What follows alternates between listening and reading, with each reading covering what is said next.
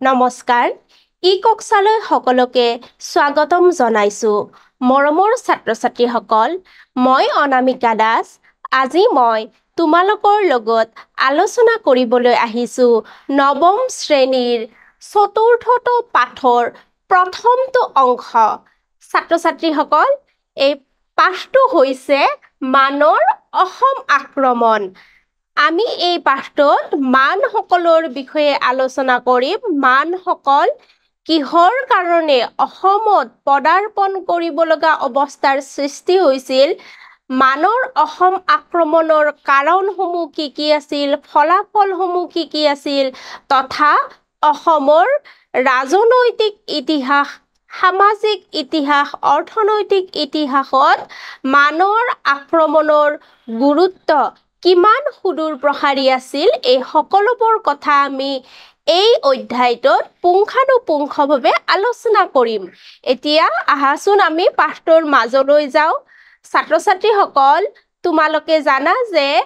আহোম ৰাজত্বৰ শেষৰ ফালে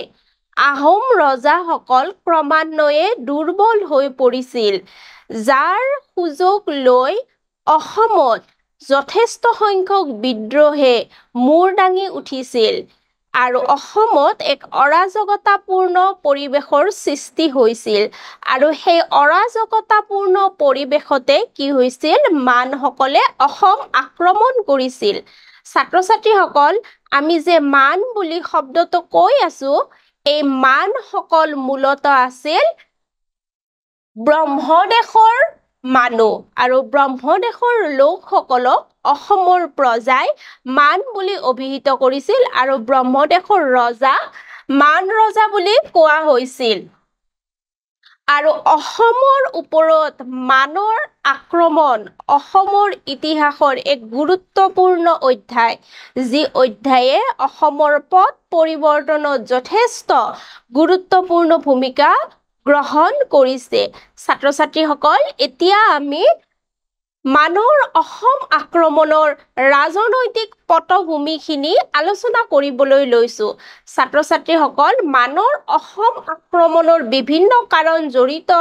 আছিল যদিও ইয়াৰ পূৰ্বে অসমৰ ৰাজনৈতিক পটভূমি আমি আলোচনা কৰাটো যথেষ্ট প্ৰয়োজনীয় কাৰণ সেইখিনি সময়ত অসমে যথেষ্ট সংকটপূৰ্ণ সময়ৰ লগত যুঁজিব লগা হৈছিল আহোম ৰাজত্বৰ শেষৰ পিনে ছাত্ৰ-ছাত্ৰীসকল ইতিমধ্যে আমি পূৰ্বৰ অধ্যায়ত পূৰ্ণানন্দ বুঢ়াগোহাঁইৰ সময়খিনিত কেনেদৰে মোৱামৰীয়া বিদ্ৰোহৰ লগত মোকাবিলা কৰিছিল বা মটক ৰাজ্য সৃষ্টি হৈছিল এইখিনি কথা ইতিমধ্যে আমি আলোচনা কৰিছো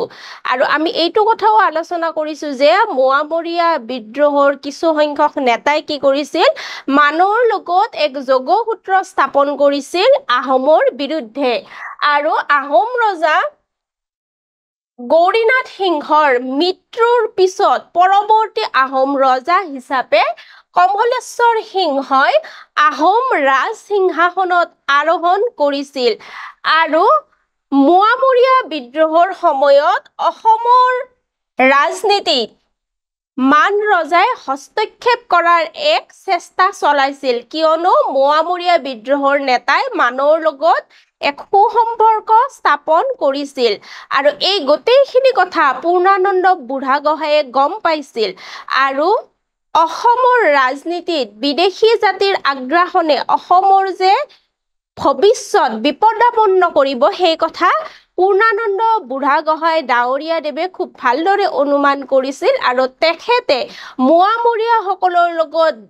যিমান পাৰি সোনকালে এক স্থায়ী সমস্যা সমাধানৰ অৰ্থে তেওঁ আগবাঢ়িছিল আৰু মোৱামৰীয়াসকলৰ লগত তেখেতে কি কৰিছিল চুক্তি স্বাক্ষৰ কৰিছিল আৰু সেইখিনি সময়ছোৱাত কি কৰিছিল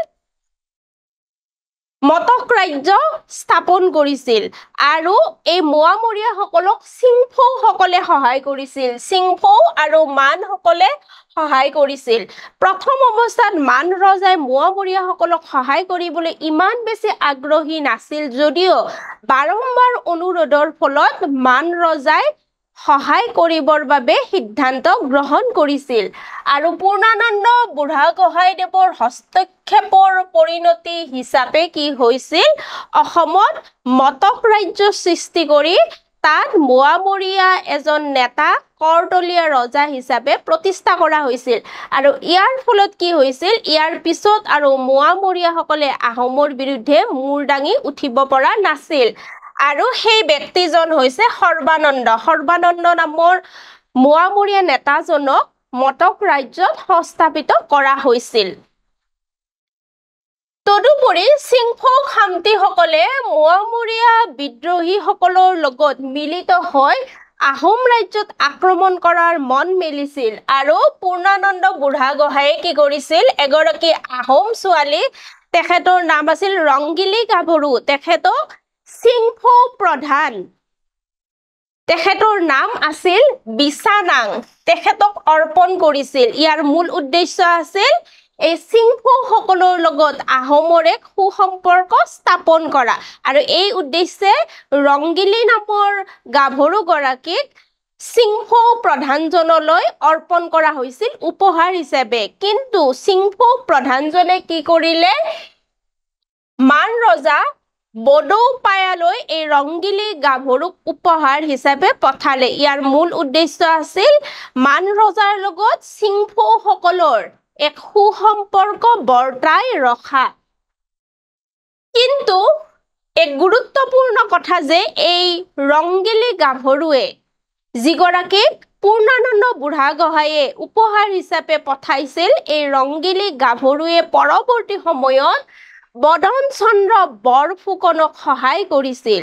অৰ্থাৎ ৰংগিলী গাভৰুৰ হস্তক্ষেপৰ ফলত মান ৰজাই বদন চন্দ্ৰ বৰফুকনক সহায়ৰ বাবে প্ৰস্তুত হৈছিল গতিকে এইটো ইতিহাসৰ এক যথেষ্ট গুৰুত্বপূৰ্ণ ঘটনা বুলি আমি ক'ব পাৰো তদুপৰি অসমৰ আহোম ৰজাৰ অধীনস্থ বিভিন্ন অংশত মোৱামৰীয়া বিদ্ৰোহৰ উপৰিও সৰু বৰ কেইবাটাও বিদ্ৰোহে গা কৰি উঠিছিল ইয়াৰে ভিতৰত আমি কামৰূপৰ হৰদত্ত আৰু বীৰদত্তৰ অধীনত হোৱা এটা বিদ্ৰোহৰ নাম আমি বিশেষভাৱে উল্লেখ কৰিব পাৰো আৰু এই হৰদত্ত বীৰদত্তৰ বিদ্ৰোহত বৰকান্দাজ বাহিনীয়ে বিশেষভাৱে সহায় কৰিছিল আৰু এই বৰকান্দাজ বাহিনীটো বংগদেশৰ পৰা আহিছিল আহোম ৰজাৰ বিৰুদ্ধে আৰু এই বিদ্ৰোহৰ বাবে নামনি অসমৰ আহোম শাসক বদন চন্দ্ৰ বৰফুকন নামৰ বিষয়াজনক পূৰ্ণানন্দ বুঢ়াগোহাঁইয়ে জগৰীয়া কৰিছিল এই বিদ্ৰোহটো সংঘটিত হোৱাৰ কাৰণে আৰু বদন চন্দ্ৰ বৰফুকনৰ ঠাইত কলীয়া ভোমৰা নামৰ ব্যক্তিজনক নতুন বৰফুকন হিচাপে নিযুক্তি দিয়া হৈছিল আৰু এই নিযুক্তি দিছিল পূৰ্ণানন্দ বুঢ়াগোহাঁইয়ে আৰু এই ঘটনাই কি কৰিছিল বদন চন্দ্ৰ বৰফুকনৰ মনত যথেষ্ট অসন্তুষ্টিৰ বীজ বিয়পাই দিছিল কাৰণ বদন চন্দ্ৰ বৰফুকন পূৰ্বে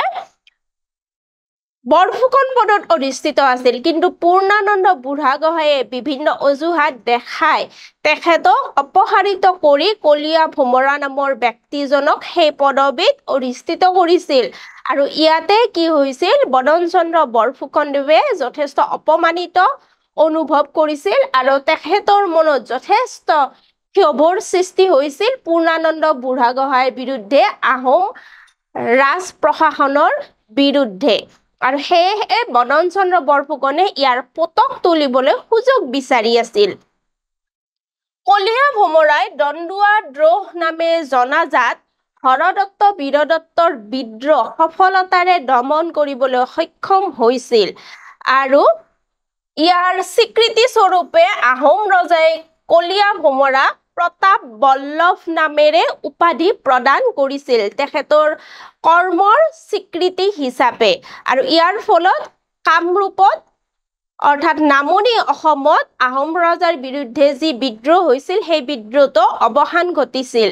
আৰু শিলঘাটত ব্ৰহ্মপুত্ৰৰ ওপৰত এখন দলং নিৰ্মাণৰ প্ৰস্তুতি চলাইছিল কলীয়া ভোমৰা নামৰ এইজন আহোম বিষয়াই কিন্তু দুৰ্ভাগ্যজনকভাৱে তেখেতৰ মৃত্যু হৈছিল আৰু তেখেতৰ এই যিটো পৰিকল্পনা আছিল সেই পৰিকল্পনা সফল হোৱা নাছিল তোমালোকে এই ছবিখন নিশ্চয় দেখিছা এই ছবিখন হৈছে কলিয়া ভোমৰা দলংখনৰ ছবি আৰু এই দলংখন ব্ৰহ্মপুত্ৰ নদীৰ ওপৰত নিৰ্মাণ কৰা হৈছে আৰু কলিয়া ভোমৰাৰ যি সপোন আছিল এখন দলং নিৰ্মাণ কৰাৰ সেই সপোনৰ বাস্তৱ স্বৰূপে এই সেতুখন নিৰ্মাণ কৰা হৈছিল আৰু বৰ্তমান শোণিতপুৰ আৰু নগাঁও জিলাক সংযোগ কৰি ব্ৰহ্মপুত্ৰৰ ওপৰত এই দলংখন 1987 চনত নিৰ্মাণ কৰা হৈছে তোমালোকে সুযোগ পালে এই দলংখন কেতিয়াবা চাবলৈ যাবা আৰু এতিয়া আমি মানৰ অসম আক্ৰমণৰ কাৰণসমূহ আলোচনা কৰিবলৈ লৈছো মানসকলে কি পৰিস্থিতিতনো অসম দেশ আক্ৰমণ কৰিবলৈ আহিছিল হে এক গুৰুত্বপূৰ্ণ ঘটনা প্ৰথমটো কাৰণ আমি আলোচনা কৰিবলৈ লৈছো পোনপ্ৰথমে পূৰ্ণানন্দ বুঢ়াগোহাঁইৰ প্ৰাধান্য আহোম ৰাজনীতিত তেওঁ যেনে ধৰণে আহোম প্ৰশাসনিক ব্যৱস্থাত আহোম ৰাজনৈতিক ব্যৱস্থাত তথা অসমত প্ৰাধান্য বিস্তাৰ কৰিছিল সেই কথাটোৱেও কি কৰিছিল অসমত মানৰ আক্ৰমণৰ এক কাৰণ হৈ পৰিছিল ছাত্ৰ ছাত্ৰীসকল ইতিমধ্যে আমি পূৰ্ণানন্দ বুঢ়াগোহাঁইৰ বিষয়ে আমি যথেষ্ট কথা আলোচনা কৰিছো আৰু পূৰ্ণানন্দ বুঢ়াগোহাঁইদেৱে কি কৰিছিল যেতিয়া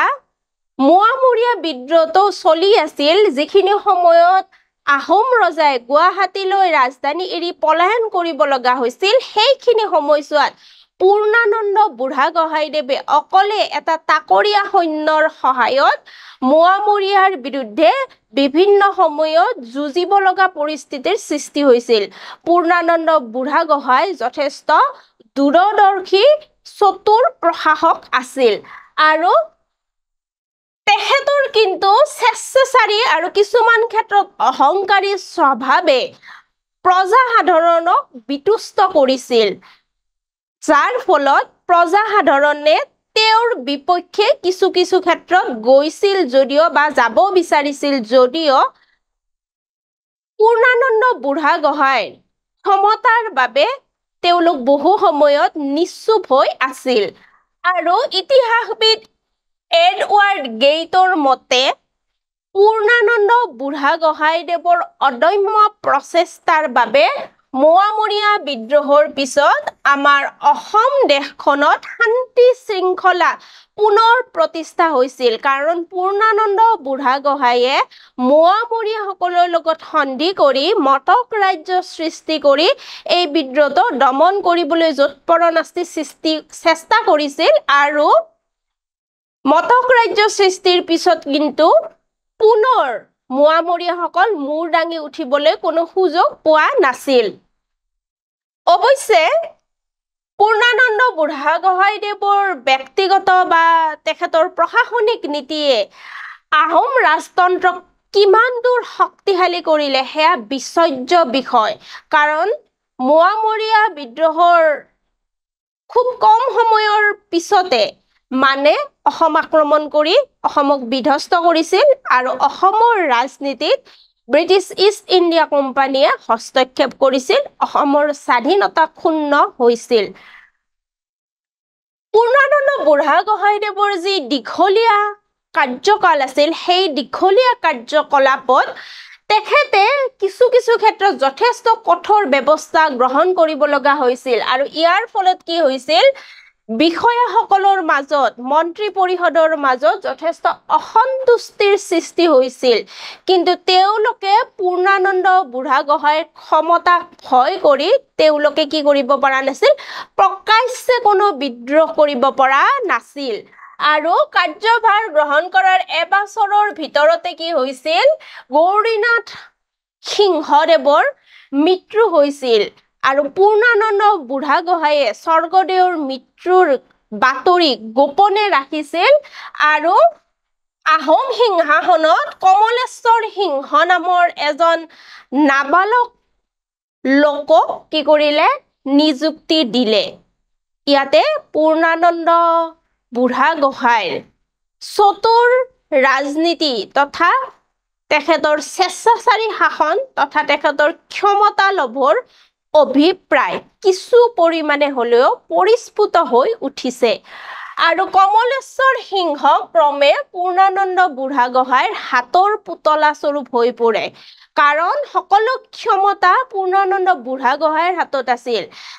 স্বৰ্গৰেও কেৱল নামমাত্ৰ ৰজা হৈ আছিল আৰু 1810 চনত কমলেশ্বৰ সিংহৰ মৃত্যু হৈছিল আৰু তেখেতৰ মৃত্যুৰ পিছত পূৰ্ণানন্দ বুঢ়াগোহাঁইদেৱে অন্য এজন নাবালক ব্যক্তি তেখেতৰ নাম আছিল চন্দ্ৰকান্ত সিংহ আৰু এই চন্দ্ৰকান্ত সিংহ আহোম ৰাজসিংহাসনত প্ৰতিষ্ঠিত কৰিছিল আৰু পূৰ্ণানন্দ বুঢ়াগোহাঁইৰ কাৰ্যকাল যথেষ্ট স্বেচ্ছাচাৰী হৈ পৰিছিল আৰু এই স্বেচ্ছাচাৰী শাসন অসমৰ যথেষ্ট সংখ্যক প্ৰজাসাধাৰণ তথা মন্ত্ৰীবৰ্গই অপছন্দ কৰিবলৈ লৈছিল অৰ্থাৎ তেখেতৰ হকে নাছিলে আৰু পূৰ্ণানন্দ বুঢ়াগোহাঁইদেৱৰ স্বেচ্ছাচাৰী শাসনত অতিষ্ঠ হৈ ৰাজ্যখনত তেওঁৰ বিৰুদ্ধে কেইবাটাও ষড়যন্ত্ৰ ৰচনা কৰা হয় ইয়াৰে ভিতৰত আমি পানীমুৱাৰ নেতৃত্বত যিটো বিদ্ৰোহ সূচনা হৈছিল এই পানীমুৱা বিদ্ৰোহৰ কথা আমি বিশেষভাৱে উল্লেখ কৰিব পাৰোঁ আৰু এই যে পূৰ্ণানন্দ বুঢ়াগোহাঁইৰ বিৰুদ্ধে বিভিন্ন ধৰণৰ ষড়যন্ত্ৰ ৰচিত হৈছিল এই ষড়যন্ত্ৰৰ মূল লক্ষ্য আছিল পূৰ্ণানন্দ বুঢ়াগোহাঁইক ক্ষমতাৰ পৰা অপসাৰিত কৰা কিন্তু পূৰ্ণানন্দ বুঢ়াগোহাঁই এগৰাকী চতুৰ ৰাজনীতিবিদ আছিল আৰু তেখেতে সকলোবিলাক বিদ্ৰোহ মষিমূৰ কৰিবলৈ সক্ষম হৈছিল আৰু আহোম ৰজা চন্দ্ৰকান্ত সিংহ যিজনক পূৰ্ণানন্দ বুঢ়াগোহাঁইদেৱে আহোম সিংহাসনত অধিষ্ঠিত কৰিছিল যিজন নাবালক আছিল সময়ৰ লগে লগে চন্দ্ৰকান্ত সিংহ ডাঙৰ হৈ আহিছিল আৰু লাহে লাহে তেখেতে পূৰ্ণানন্দ বুঢ়াগোহাঁইৰ কৰ্মকলাপত অক্ষুণ্ণ হৈছিল তেখেতক অপছন্দ কৰিবলৈ লৈছিল আৰু চন্দ্ৰকান্ত সিংহই সতৰাম নামৰ এজন যুৱকৰ সৈতে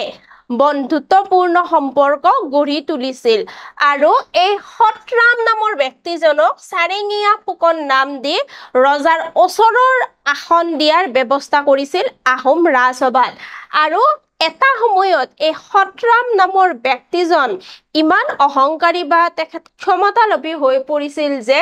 তেখেতে কাৰো কথা মানি ল'বলৈ অস্বীকাৰ কৰিছিল অৰ্থাৎ তেওঁ কাৰো কথা নমনা হৈ পৰিছিল আৰু সকলো ক্ষমতা নিজৰ হাতত নিবৰ বাবে তেখেতে কি কৰিছিল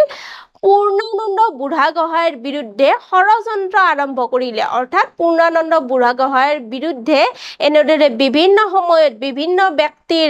নেতৃত্বত ৰাজ্যখনত বিদ্ৰোহ বা ষড়যন্ত্ৰ আৰম্ভ হৈছিল আৰু পূৰ্ণানন্দ বুঢ়াগোহাঁই কি কৰিছিল পূৰ্বৰ দৰে এই চক্ৰান্তটো তেওঁ কি কৰিছিল ধৰা পেলাইছিল আৰু সকলো ষড়যন্ত্ৰকাৰীক প্ৰায় সকলোখিনি ষড়যন্ত্ৰকাৰীক ফাঁচি দিয়াৰ ব্যৱস্থা কৰিছিল আৰু সতৰাম নামৰ ব্যক্তিজন তেওঁ মৃত্যুদণ্ডৰ পৰা কেনেবাকে ৰক্ষা পৰিছিল যদিও তেখেতক নামৰূপ নামৰ ঠাইখনলৈ নিৰ্বাসিত কৰা হয় আৰু তাত নগা দুষ্কৃতিকাৰীৰ হাতত এই সতৰাম নামৰ ব্যক্তিজন নিহত হৈছিল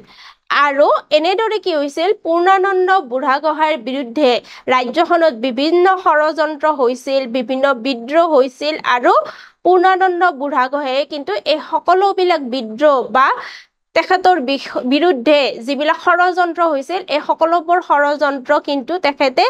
ধৰা পেলাইছিল বা তেখেতে সেই সকলোবোৰ ষড়যন্ত্ৰ নিপাত কৰিবলৈ সক্ষম হৈছিল এতিয়া আমি আহিছো বদন চন্দ্ৰ বৰফুকন আৰু পূৰ্ণানন্দ বুঢ়াগোহাঁইৰ মাজত তেখেতৰ ব্যক্তিগত আক্ৰোশৰ ঘটনালৈ দুয়োজন আহোম প্ৰশাসনৰ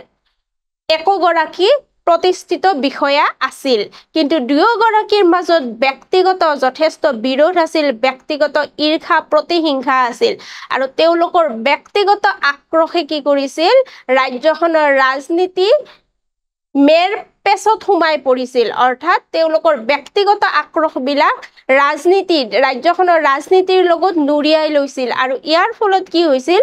আহোম সাম্ৰাজ্য পতনৰ ফালে আৰু এখোজ আগুৱাই গৈছিল কাৰণ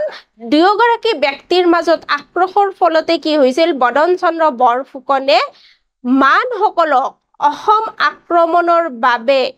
নিবেদন কৰিছিল বা তেখেতৰ সহায়তে মানসকলে অসম আক্ৰমণ কৰিছিল বদন চন্দ্ৰ বৰফুকনক দণ্ডুৱা দ্ৰোহত জড়িত থকাৰ সন্দেহ কৰিছিল পূৰ্ণানন্দ বুঢ়াগোহাঁইয়ে আৰু ইয়াৰ ফলত কি হৈছিল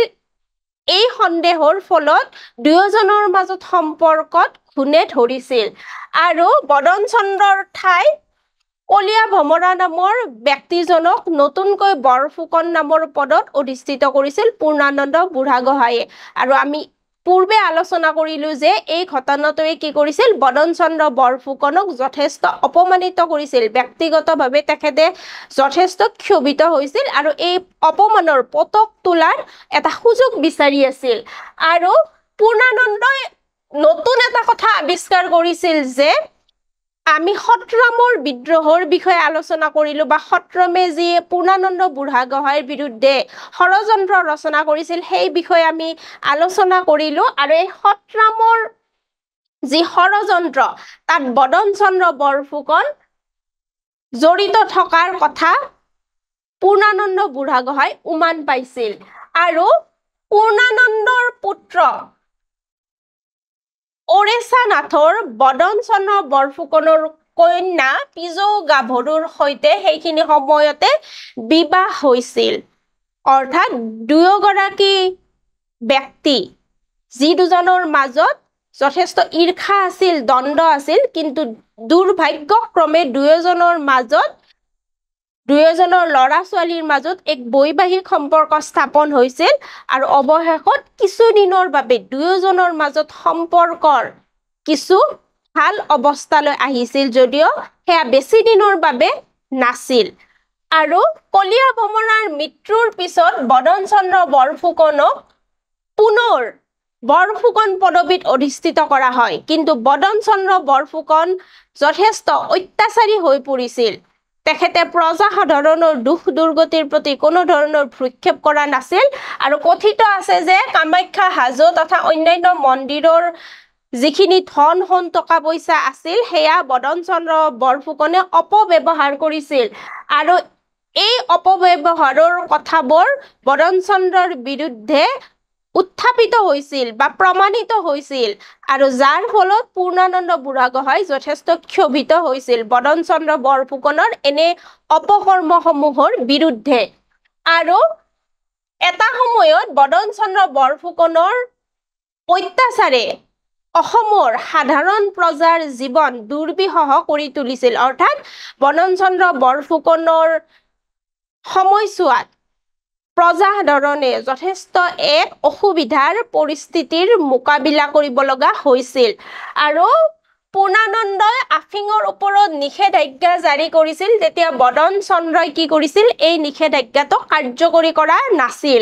আৰু ইয়াৰ ফলত কি হৈছিল তেওঁলোক দুয়োজন ব্যক্তিৰ মাজত যি হিংসা প্ৰতিহিংসাৰ দাবানল চলি আছিল সেয়া ভিতৰে ভিতৰে উমি জ্বলি আছিল আৰু এনেবোৰ ঘটনাবিলাকে কি কৰিছিল এই দুয়োজন ব্যক্তিৰ মাজত যি আক্ৰোশ আছিল সেয়া দাউ দাউকৈ জ্বলি উঠাত যথেষ্ট পৰিমাণে সহায় কৰিছিল বদন চন্দ্ৰৰ অত্যাচাৰ যেতিয়া চৰম সীমা পাইছিল তেতিয়া পূৰ্ণানন্দ বুঢ়াগোহাঁইয়ে বদন চন্দ্ৰ বৰফুকনক পুনৰ অপসাৰিত কৰাৰ সিদ্ধান্ত গ্ৰহণ কৰিলে আৰু এইখিনি সময়ছোৱাতে বদন চন্দ্ৰ বৰফুকনৰ কন্যা পিজৌ গাভৰু যাৰ বিয়া হৈছিল পূৰ্ণানন্দ বুঢ়াগোহাঁইৰ পুত্ৰৰ সৈতে আৰু পিজৌ গাভৰুৱে কি কৰিলে দেউতাকক এই বাৰ্তা প্ৰেৰণ কৰিলে যে পূৰ্ণানন্দ বুঢ়াগোহাঁইয়ে দেউতাকক অপহৰিত কৰাৰ বাবে ব্যৱস্থা গ্ৰহণ কৰিছে বা তেওঁক বন্দী কৰাৰ ব্যৱস্থা গ্ৰহণ কৰিছে এই বাৰ্তাটো বদন চন্দ্ৰ বৰফুকনলৈ প্ৰেৰণ কৰিছিল বদন চন্দ্ৰ বৰফুকনৰ জীয়ৰী তথা পূৰ্ণানন্দ বুঢ়াগোহাঁইৰ বোৱাৰী পিজৌ গাভৰুৱে আৰু ইয়াৰ ফলত কি হৈছিল বদন চন্দ্ৰ বৰফুকনে পলায়ন কৰাৰে সুযোগ পাইছিল বংগদেশলৈ কাৰণ তেখেতৰ জীয়ৰীয়ে এই গোপনীয় বাৰ্তাটো প্ৰেৰণ কৰিছিল আৰু বদন চন্দ্ৰই কলিকতালৈ গৈছিল আৰু কলিকতাত গৈ ফেলাই তেখেতে ডেভিড স্কটক লগ পাইছিল আৰু পূৰ্ণানন্দৰ বিৰুদ্ধে তথা আহোম ৰজা চন্দ্ৰকান্তৰ বাবে ব্ৰিটিছ সামৰিক সহায়ৰ বাবে ইষ্ট ইণ্ডিয়া কোম্পানী চৰকাৰৰ ওচৰত আবেদন নিবেদন জনাইছিল যে চন্দ্ৰকান্ত সিংহক ব্ৰিটিছে সহায় কৰিব লাগে বদন চন্দ্ৰ বৰফুকনক সহায় কৰিব লাগে পূৰ্ণানন্দ বুঢ়াগোহাঁইৰ বিৰুদ্ধে আৰু সেইখিনি সময়ছোৱাত চন্দ্ৰকান্ত সিংহৰ পৰা দুখন চিঠি বদন চন্দ্ৰ বৰফুকনদেৱে ব্ৰিটিছৰ ওচৰত দাখিল কৰিছিল কিন্তু ইংৰাজ চৰকাৰে অসমৰ তথা আহোম ৰাজ্যৰ আভ্যন্তৰীণ বিষয়ত হস্তক্ষেপ কৰিবলৈ অস্বীকাৰ কৰিছিল আৰু বদন চন্দ্ৰ বৰফুকনে যিবোৰ আবেদন নিবেদন বা চিঠি পত্ৰ দিছিল এই সকলোবোৰ নাকচ কৰিছিল অৰ্থাৎ তেওঁলোকে সহায়ৰ বাবে অস্বীকাৰ কৰিলে আৰু ব্ৰিটিছ চৰকাৰে পূৰ্ণানন্দ বুঢ়াগোহাঁইৰ আনুগত্য দায়বদ্ধতাক যথেষ্ট স্বীকৃতি দিছিল আৰু বদন চন্দ্ৰ বৰফুকনক তেওঁলোকে সমৰ্থন কৰা নাছিল আৰু ইয়াৰ ফলত কি হৈছিল বদন চন্দ্ৰ বৰফুকনে যেতিয়া ব্ৰিটিছৰ পৰা সহায় নাপালে তেতিয়া তেখেতে কি কৰিলে কলিকতাত থকা মানৰ প্ৰতিনিধিৰ ওচৰলৈ গৈ তেওঁলোকৰ পৰা সহায় বিচাৰিলে ইয়াৰ লগে লগে অসমৰ ৰাজনীতিত মানৰ হস্তক্ষেপ কাৰ্যৰ আৰম্ভণি হয় আৰু যেতিয়া মানৰ হস্তক্ষেপ বিচাৰিলে পূৰ্ণানন্দ বুঢ়াগোহাঁইৰ বিৰুদ্ধে তেখেতে কি কৰিলে মানৰ প্ৰতিনিধিজনক বংগদেশত লগ কৰিলে আৰু মান দেশলৈ যাত্ৰা কৰিলে মূল উদ্দেশ্য আছিল পূৰ্ণানন্দ বুঢ়াগোহাঁইৰ বিৰুদ্ধে মান ৰজাৰ পৰা সাহায্য লাভ কৰা আৰু মান ৰজাই বদন চন্দ্ৰক সহায়ৰ বাবে সন্মত হৈছিল বিভিন্ন কাৰণত মান ৰজাই বদন চন্দ্ৰক সহায় কৰিবলৈ সন্মত হৈছিল আমি এতিয়া সেই কাৰণসমূহ বিশ্লেষণ কৰিম কি কাৰণেনো মান ৰজাই বদন চন্দ্ৰৰ সহায়ৰ বাবে যাওঁতে ততালিকে সন্মত হল সেই কথাখিনিও যথেষ্ট ইতিহাসৰ বাবে বিস্ময়কৰ বিষয় মান ৰজাই সহায় কৰাৰ বিভিন্ন কাৰণ আছিল যদিও প্ৰথমতে আমি উল্লেখ কৰিব লাগিব মান ৰজাৰ উচ্চাকাংক্ষা তথা সাম্ৰাজ্যবাদী নীতি আৰু তেখেতে কি কৰিব বিচাৰিছিল তেখেতৰ ৰাজ্য সম্প্ৰসাৰিত কৰিবৰ চেষ্টা কৰিছিল আৰু বহু দিন পূৰ্বৰে পৰা অসমৰ ওপৰত মান ৰজাৰ লোলুপ দৃষ্টি আছিল যদিও বিভিন্ন কাৰণত হেয়া কাৰ্যকৰী হৈ উঠা নাছিল গতিকে যেতিয়া অসমৰ পৰা এজন ব্যক্তিয়ে মান ৰজাক অসম আক্ৰমণ কৰিবলৈ আহ্বান জনাইছে নিমন্ত্ৰণ জনাইছে গতিকে মান ৰজাই সেই নিমন্ত্ৰণ সাদৰেৰে গ্ৰহণ কৰিছিল ৰজা আলংপায়াৰ সময়ৰ পৰা ব্ৰহ্মদেশে সীম সম্প্ৰসাৰণৰ বাবে চেষ্টা কৰিছিল আৰু মণিপুৰ আৰু কাছাৰ নামৰ ঠাইখনলৈকে সম্প্ৰসাৰণ কৰা হৈছিল অৰ্থাৎ পূৰ্বৰ ব্ৰহ্ম ৰজাসকলে যথেষ্ট পৰিমাণে সীমা সম্প্ৰসাৰণৰ বাবে তেওঁলোকে প্ৰচেষ্টা হাতত লৈছিল বা কাৰ্যকৰীও কৰিছিল আৰু পশ্চিম দিশলৈ সম্প্ৰসাৰণৰ নীতি গ্ৰহণ কৰি মান ৰজাই কি কৰিছিল ইংৰাজৰ বিৰুদ্ধে অসম দেশক এটা সামৰিক ঘাটি হিচাপে ব্যৱহাৰ কৰাৰ পৰিকল্পনা পূৰ্বৰে পৰা কৰি আছিল আৰু মান ৰজা বডৌপায়াৰ দিনত মানসকলে আৰাকান দখল কৰাৰ লগে লগে কি হৈছিল মান ৰজাই মাৰগুই দ্বীপৰ পৰা চট্টগ্ৰাম বন্দৰলৈকে এই চট্টগ্ৰাম নামৰ বন্দৰৰ সীমালৈকে কি কৰিব পাৰিছিল বংগ উপকূল ৰেখাত প্ৰধান ৰাজনৈতিক শক্তি হিচাপে পৰিগণিত হৈছিল অৰ্থাৎ মানসকলে যথেষ্ট পৰিমাণে সাম্ৰাজ্যবাদী নীতি লৈ তেওঁলোক সফল হৈছিল আৰু অসমক এটা ঘাটি হিচাপে ব্যৱহাৰ কৰি চুবুৰীয়া ৰাজ্য বংগদেশত ব্ৰিটিছ ইষ্ট ইণ্ডিয়া কোম্পানীৰ লগত এক সংঘৰ্ষলৈ আহিবলৈ এক সুযোগ বিচাৰি আছিল অৰ্থাৎ ব্ৰিটিছৰ ৰাজ্যত তেওঁলোকৰ দৃষ্টি আছিল আৰু মানৰ অত্যাচাৰ আৰু শোষণৰ বাবে যথেষ্ট সংখ্যক আৰাকানী লোক ব্ৰিটিছ অধীনস্থ অঞ্চলত তেওঁলোকে আশ্ৰয় ল'বলৈ বাধ্য হৈছিল আৰু মান ৰজাই কি কৰিছিল শৰণাৰ্থীসকলক উভতাই পঠাবলৈ ব্ৰিটিছ চৰকাৰৰ ওচৰত হেঁচা প্ৰয়োগ কৰিছিল যদিও ব্ৰিটিছ চৰকাৰে সেয়া মানি লোৱা নাছিল আৰু ইয়াৰ ফলত কি হৈছিল মান ৰজা আৰু কোম্পানী চৰকাৰৰ মাজত ব্ৰিটিছ ইষ্ট ইণ্ডিয়া কোম্পানী চৰকাৰৰ মাজত মনোমালিন্যৰ সৃষ্টি হৈছিল আৰু এইখিনি সময়ছোৱাতে বদন চন্দ্ৰ বৰফুকনে যেতিয়া মানৰ সহায় বিচাৰি গৈছিল মান ৰাজ দৰবাৰলৈ তেতিয়া মান ৰজাই এই সুবৰ্ণ সুযোগটো গ্ৰহণ কৰাটোৱে ভাল হ'ব বুলি তেওঁ সিদ্ধান্ত গ্ৰহণ কৰিছিল আৰু সেইখিনি সময়ছোৱাত কিন্তু মান ৰজাৰ অসম দখল কৰাৰ পৰিকল্পনা নাছিল যদিও পূৰ্ণানন্দ বুঢ়াগোহাঁইৰ বিৰুদ্ধে বদন চন্দ্ৰ বৰফুকনক সামৰিক সাহায্য প্ৰদানৰ তেওঁ সিদ্ধান্ত গ্ৰহণ কৰিলে আৰু এই ক্ষেত্ৰত মান ৰজাৰ অসমীয়া ৰাণী তথা বদন চন্দ্ৰ বৰফুকনৰ পেহীয়েক ৰংগিলী গাভৰু তেখেতে যথেষ্ট পৰিমাণে গুৰুত্বপূৰ্ণ ভূমিকা গ্ৰহণ কৰিছিল আৰু ৰংগিলী গাভৰুৱে মান ৰজাক বদন চন্দ্ৰক সহায় কৰিবৰ বাবে সৈমান কৰাইছিল ইতিমধ্যে আমি এই ৰংগিলী গাভৰুৰ বিষয়ে আমি তোমালোকৰ লগত আলোচনা কৰিছো ৰংগিলী গাভৰু কোন আছিল কেনে পৰিস্থিতিত তেওঁ মান দেশলৈ বা ব্ৰহ্মদেশলৈ যাব লগা হ'ল আৰু মান ৰজাৰ ৰাণী হ'ব লগা হ'ল এইখিনি কথা ইতিমধ্যে তোমালোকৰ লগত আমি আলোচনা কৰিছো আৰু এই ৰংগিলী আইদেউৰ হস্তক্ষেপতে কি হৈছিল মান ৰজাৰ সমৰ্থন লাভ কৰিছিল বদন চন্দ্ৰ বৰফুকনে আৰু এনেদৰে কি হৈছিল মানসকলে অসম আক্ৰমণ কৰাৰ পটভূমি ৰচিত হৈছিল আৰু এই কাৰণসমূহে